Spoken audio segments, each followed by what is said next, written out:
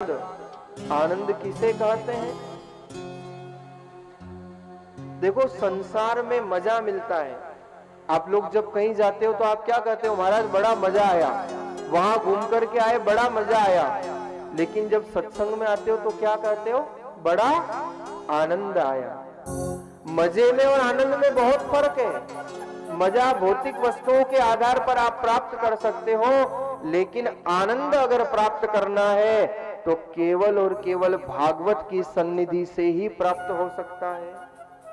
और इसलिए भगवान का स्वरूप है आनंद। आनंद किसे कहते हैं? देखो, सुख और आनंद में भी बहुत फर्क है। भौतिक वस्तुओं के आधार पर सुख तो प्राप्त कर सकते हो, लेकिन आनंद तो परमात्मा की कृपा से ही प्राप्त होगा। अब किराने की दुकान पर जाकर के गुलाब जामुन मांगोगे तो कहां से मिलेंगे? अब भगवान का स्वरूप है आनंद, तो भगवान ही तो आनंद प्रदान करेंगे, क्योंकि उनका स्वरूप ही आनंद है। लेकिन सुख और आनंद में भी बहुत अंतर है। सुख इर्रेगुलर है। जैसे अब कोई व्यक्ति पहली बार हवाई यात्रा करे तो उसको कितना चाव रहता है कि मैं हवाई यात्रा करूं, मैं प्लेन में बैठूं।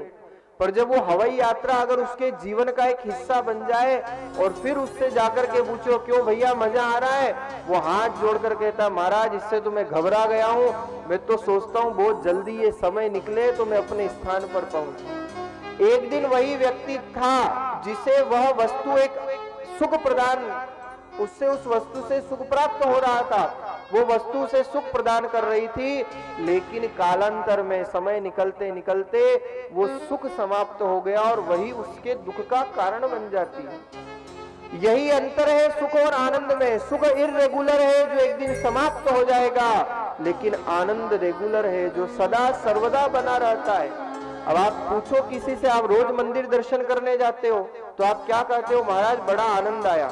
अच्छा, ऐसा लगता है कभी कि आज भगवान के दर्शन में आनंद नहीं आ रहा? जितनी कथाएं सुनते हैं उतना आनंद बढ़ता जाता है, जितने भगवान के दर्शन करते हैं उतना आनंद हमारा निरंतर बढ़ता जाता है। इसलिए आनंद और सुख में बहुत अंतर है। और वास्तव में इस संसार में अगर आनंद प्राप्त करना है, सुख प्राप्त करना है तो कहां मिलेगा सुख? ग्रंथकार लिखते हैं, पूछा एक जिज्ञासु ने आकर कि संसार में कौन सुखी है? तो संतों ने क्या सुंदर कहा कि दीन कहे धनवान सुखी, धनवान कहे सुख राजा को भाई, राजा कहे महाराजा सुखी, महाराजा कहे सुख इंद्र को भाई, इंद्र कहे सुख सद्गुरानन को, सद्गुरानन कहे सुख विष्णु को। दीन से कहा भैया तू सुखी है? बोले मैं नहीं सुखी हूँ, जो व्यक्ति धनवान है वो सुखी है। धनवान के पास जाकर के पूछा भैया सुखी हो? उसने कहा महाराज ये धन, इसके चक्कर में तो नींद खराब हो गई है, गोलियां ले लेकर सोते हैं पर नींद नहीं आती है।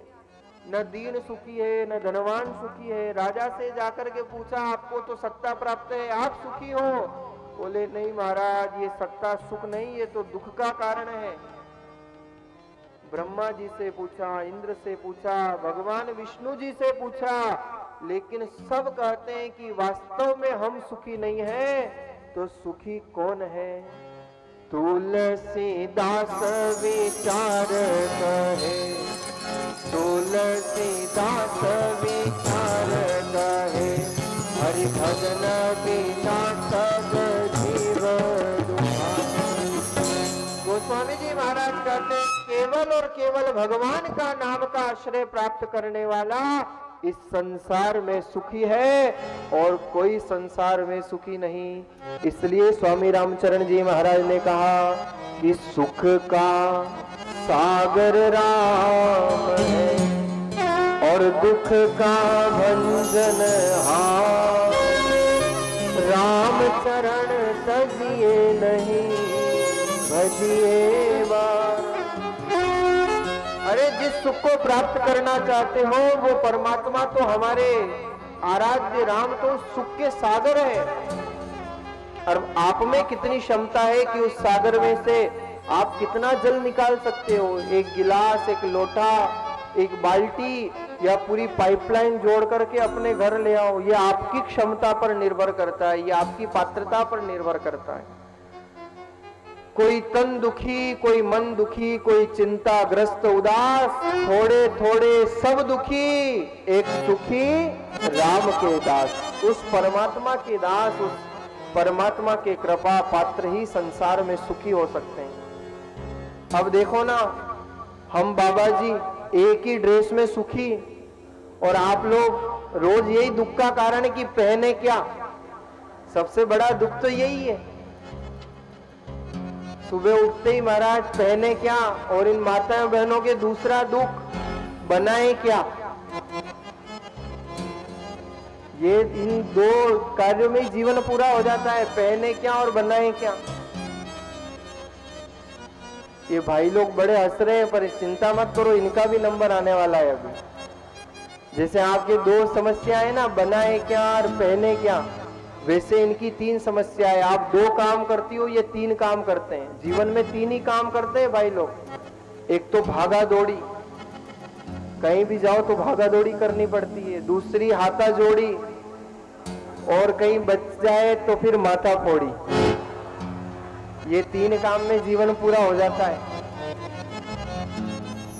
लेकिन सुख कहां से प्राप्त होगा, आनंद कहां से प्राप्त होगा।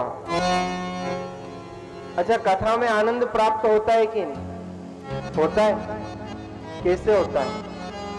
देखो, जब बारिश होती है तो उसमें हमारा तन भीगता है। जब बारिश के दिन होते हैं, बरसात होती है, तो उसमें हमारा शरीर भीग जाता है। लेकिन जब भागवत की सन्निधि में भागवत की वर्षा होती है तो हमारा मन भीगा करता है। जब आनंद की वर्षा हुआ करती है। आनंद की वर्षा कैसे होती है, आइए आनंद लीजिएगा। और कहाँ होती है? जहाँ भगवान का द्वार है, जहाँ पर परमात्मा की कृपा बरसती है, जहाँ पर इस भागवत रूपी बादलों से आनंद बरसता है। इस संसार में तो आपने तन को भिगोया होगा, पर आइए इस भागवत की बारिश में, इस भागवत की सन्निधि में, जहाँ आनंद की बारिश में जरा मन को भी भिगो करके देख लीजिएगा। क्या कहते हैं, कहाँ मिलता है आनंद, कहाँ बरसता है आनंद। आनंद की बरसे बदरिया, ऐसे नहीं, भागवत रूपी बादलों से आनंद की बारिश होती है। और कैसे होती है? आनंद की बरसे बदरिया, गोपाल के दुआरिया। आनंद की बरसे बदरिया, गोपाल की दुआरिया। आनंद की बरसे बदरिया, गोपाल की दुआरिया। आनंद की बरसे बदरिया, गोपाल की दुआरिया।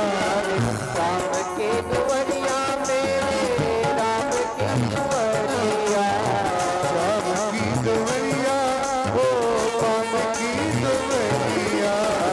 राम की दुआरिया मेरी राजा की दुआरिया, राम की दुआरिया मेरे राजा की दुआरिया। आनंद की दोनों हाथ उठाते हुए, तालियों की सेवा करते हुए, आनंद के बरसे बदरिया, गोपाल की दुआरिया।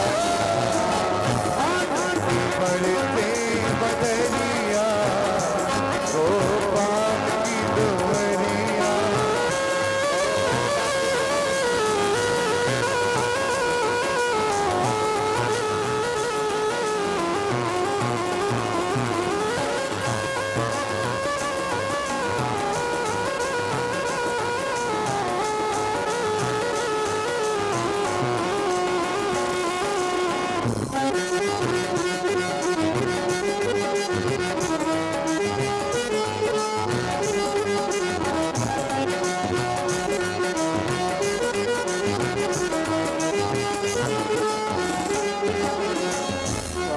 पूनम को चांद उगो है, करते पूनमी को चांद उगो है, सोनारो सूरज आज उगो है, सोनारो सूरज आज उगो है,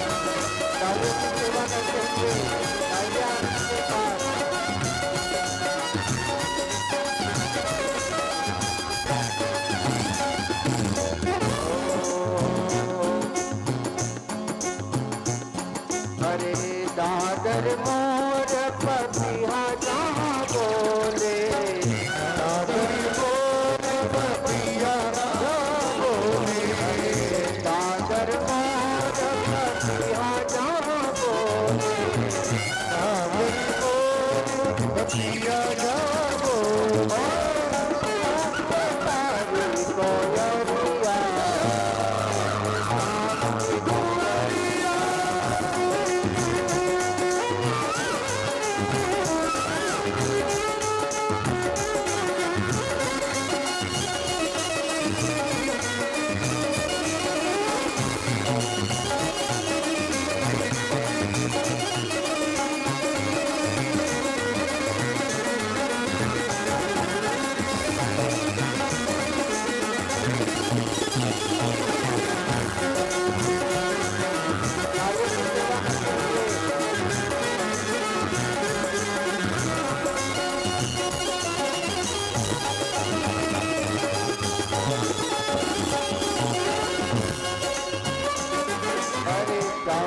कुंवरिया गोपाल के कुंवरिया, श्याम की कुंवरिया गोपाल की कुंवरिया,